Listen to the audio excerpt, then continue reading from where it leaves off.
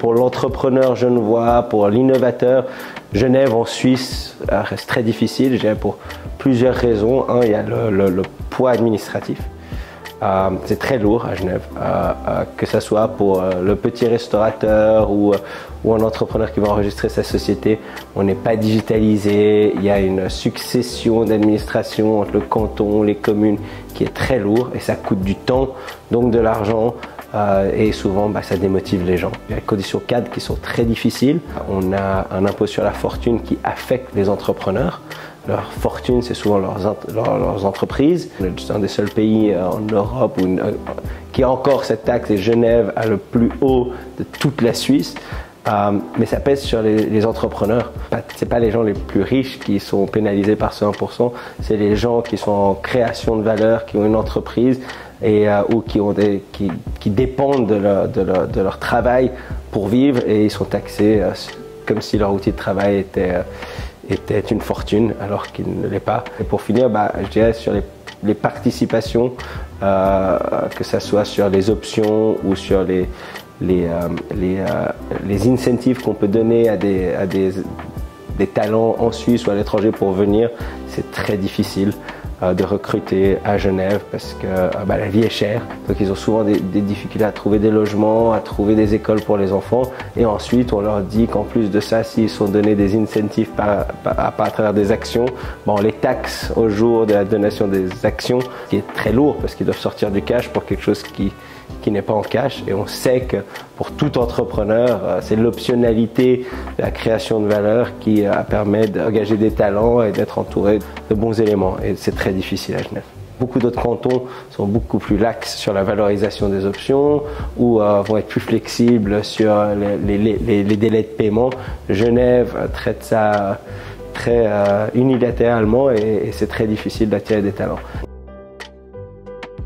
Quand on crée une société, c'est souvent une entreprise qui va innover dans un nouveau domaine, la plupart du temps déjà existant. Et on commercialise une idée, on commercialise un service.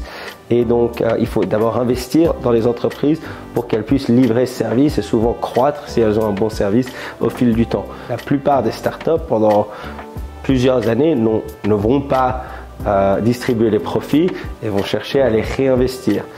Donc, ce que les entreprises vont faire, c'est qu'elles vont donner des plans de participation à leurs employés pour leur dire, vu qu'on veut grandir et qu'on veut différer notre création de valeur à plus tard, on veut réinvestir tous les capitaux, tous les profits dans la société. On va vous donner des options de participation, des stock options, c'est fait comme ça, dans la société pour être bénéficiaire des profits futurs. Sauf qu'aujourd'hui, à Genève, ce qui se passe, c'est que quand on reçoit ces options, une valeur va être donnée à ces options et en tant qu'employé, on va nous demander de payer une taxe comme si c'était un revenu. Alors qu'un employé peut très bien dire, j'ai pas le cash, de temps en temps ça peut être des options bien plus hautes que le salaire qui est payé. Souvent les gens sacrifient le salaire pour les options et aujourd'hui on leur demande de payer à la date de réception des options. On pourrait compenser de plusieurs manières, différer le paiement au moment d'une transaction ou au moment de la monétisation des options ou en accompagnant avec d'autres aides, mais aujourd'hui c'est pas le cas. Et c'est très très dur d'être un entrepreneur. Dans l'investissement, c'est souvent la plupart du temps on investit des capitaux et on se demande ces capitaux vont nous porter jusqu'à où. Et quand le coût de la vie est si cher à Genève, quand le coût du recrutement, comme on l'a dit, est très cher, quand le poids administratif est très lourd, on n'a pas envie d'investir des montants qui vont être mis à perte. On veut s'assurer qu'ils durent dans le temps. Et on se rend compte que d'autres cantons peuvent donner des opportunités bien plus attractives pour les entrepreneurs, où le capital va aller plus loin dans le temps. On le voit en sortant de Zurich aussi, il y a des écosystèmes qui se sont créés pour les entrepreneurs. À Genève, on va faire son propre chemin, c'est très difficile, il y a des petites organisations qui sont là pour aider, mais rien à la taille, à l'ambition d'autres cantons. Et à nouveau, je pense que Genève ne devrait pas répliquer ce qui existe ailleurs, mais vraiment se baser sur ses forces, et on en a des forces. À Genève, on a beaucoup de petits efforts très fragmentés. On a beaucoup de petites associations, beaucoup de petits groupements d'aide alors que faudrait vraiment coordonner tout ça mieux, à mon avis, et essayer d'avoir de la taille dans ce qu'on fait et amener la force de frappe au niveau suisse, qu'on puisse être pertinent au niveau suisse.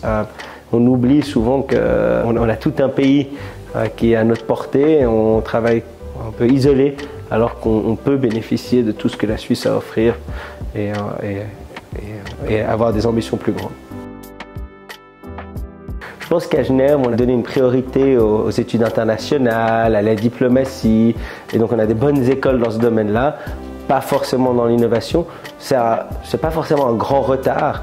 Je pense que ce qu'on a que les autres cantons n'ont pas, c'est qu'on a un bon tissu économique. Donc on devrait pouvoir utiliser ce tissu économique, ces grandes entreprises localisées ici, ces organisations internationales pour innover. Mais à nouveau, je pense qu'il y a un sous-investissement de l'écosystème genevois pour les entrepreneurs. Ils ont du mal à rester dans le long terme à Genève. Zurich a un avantage sur son géographique, sur le fait que Zurich est entouré de cantons qui ont des taxations très très attractives. Donc elle reste la ville reste un puits de consommation. Et dès qu'une entreprise ou un entrepreneur veut être compétitif ou veut maximiser sa croissance, il peut se mettre dans les cantons voisins, mais il reste intégré, si on veut, dans la vie zurichoise. Et ça, c'est très commun. À Genève, malheureusement, on a un déficit géographique où, en fait, une fois qu'une entreprise part de Genève, elle reste rarement juste à côté, ou un entrepreneur, il va très loin. Ils vont souvent partir à Londres ou à Zurich. Ils ne vont pas rester dans les régions voisines et continuer à consommer parce qu'on n'a pas cet avantage de voisins attractifs, on va dire. C'est soit on va en France, soit on va dans le canton de Vaud. Le canton de Vaud a une grande force, c'est son terrain. C'est un grand canton, donc ils attirent des sociétés.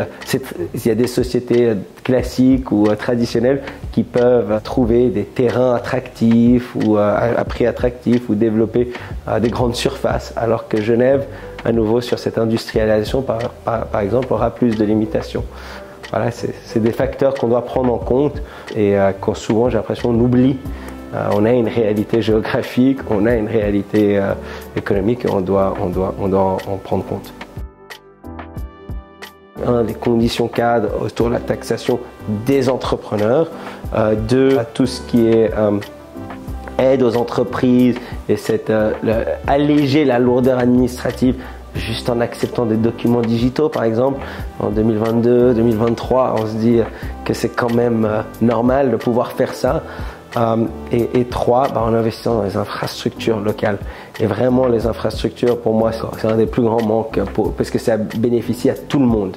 Que ce soit la mère de famille ou l'entrepreneur qui veut faire sa livraison ou quelqu'un international qui vient visiter Genève, avoir une belle infrastructure, c'est essentiel. Et aujourd'hui, c'est absolument pas le cas. On oublie qu'en fait, on a deux compétiteurs. On a à Genève, les gens à Genève peuvent partir à l'étranger, souvent que ce soit à Londres, à New York ou d'autres pays, ou même à l'intérieur de la Suisse. Et cette double compétition devrait nous motiver à en faire plus.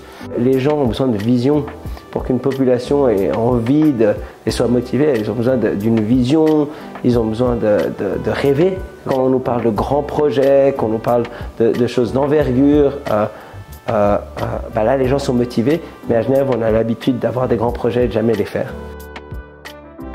Donc on s'endette aux frais du citoyen pour des frais de fonctionnement plutôt que pour des infrastructures. Vraiment des grandes forces. On a un tissu international où je pense aucune autre ville du monde n'a ça. On a une diversité économique forte, mais on prend ça souvent comme donné et on oublie de le maintenir, d'investir et d'avoir une contrepartie qui est constructive. Et là, je parle de l'État et de ses actions. Remplacer des grands projets par plein de petits projets, c'est pas efficace. Il faut donner une vision pour le canton et ça, c'est le rôle du politique. Le premier marché, c'est notre marché national et on doit s'inscrire dans une politique suisse. Et aujourd'hui, je pense à Berne, Genève n'est pas une source de motivation et je pense qu'on doit beaucoup mieux s'intégrer même au niveau suisse sur notre vision. Assure-toi que c'est un secteur pertinent à Genève. et essaye de tout de suite t'engager avec les acteurs locaux pour avoir le plus de soutien possible, même s'il est petit, que ce soit au niveau des services administratifs, au niveau des organisations de soutien ou d'investissement. Il y en a quelques-unes, mais la dernière chose que je disais, c'est pense à la Suisse, pas que à Genève. C'est important parce qu'en fait, c'est le premier marché de toutes les entreprises genevoises. On a positionné Ace & Company qui existait déjà en tant que groupe de recherche, en groupe de private equity, ce qui était innovant à Genève parce qu'il y avait peu de groupes dédiés au private equity à Genève. On a grandi nos activités à travers 3 pans d'activité. Le premier, tout ce qui est capital risque. Deuxième, tout ce qui est fusion-acquisition. Et le troisième, tout ce qui est marché secondaire, donc achat et vente de titres de fonds en private equity. On est un grand acteur local, mais on est petit globalement. On a 10% de notre activité à travers ces 3 stratégies qui est en Suisse. Le reste, c'est à l'étranger. On a 1,6 milliard sous gestion aujourd'hui, donc ça c'est public. Et surtout, on a très bien performé en soutenant des entreprises qui ont bien grandi, donc on est très fiers de ça.